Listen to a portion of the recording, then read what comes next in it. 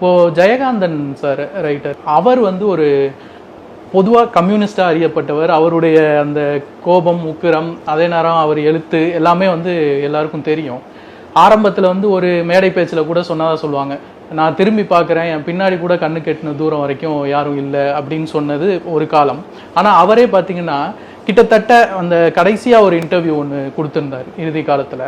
அப்போ பார்த்தீங்கன்னா உங்களுக்கு மட்டும் இவ்வளோ பெரிய வாசகர் வட்டம் வந்துச்சு, உங்களை இன்னமும் வந்து எழுதுறதை நிறுத்தி பல வருஷமாயும் உங்களை தொடர்பு கொள்கிறாங்க, உங்களை பின்பற்றுறாங்களே அப்படின்னு கேட்டப்போ, எல்லாம் விதி, எனக்கு அப்படி விதிக்கப்பட்டிருக்கு, என் மூக்கு வந்து அவர் சுவாரஸ்யமாக சொல்லியிருந்தார், என் மூக்கு நல்லா இருக்குன்றதுக்காக நான் பெருமைப்பட்டுக்க முடியுமா அப்படின்னு சொல்லியிருந்தாரு.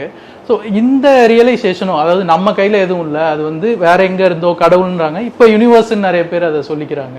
இப்போ இந்த உணர்வும் உங்களுக்கு எப்படி வந்து? சார் நான் என்ன சொல்கிறேன்னா சார், நீங்கள் வந்து என் பேச்சை மற்றவர்கள் கேட்டுத்தான் ஆக வேண்டும் அப்படின்றது வந்து சில பேருடைய குணமாக இருக்கலாம்.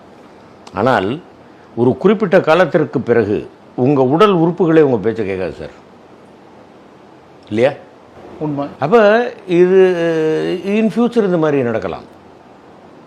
எனக்கு அதில் முக்கியமாக சொல்லணும் அப்படின்னாக்க வந்து, ஐயா எம்ஜிஆர் ஐயா வந்து கடைசியில் உடல்நிலை சரியில்லாமல் போயிருக்கும் பொழுது அவங்க சொன்னாங்களாம், நான் என் உடம்பை தான் ரொம்ப நம்பினேன், அதுவே ஏமாத்திடுச்சு அப்படின்னு சொன்னாங்கன்னு எனக்கு ரொம்ப அவங்களுக்கு நெருக்கமானவர்கள் சில பேர் வந்து சொன்னாங்க.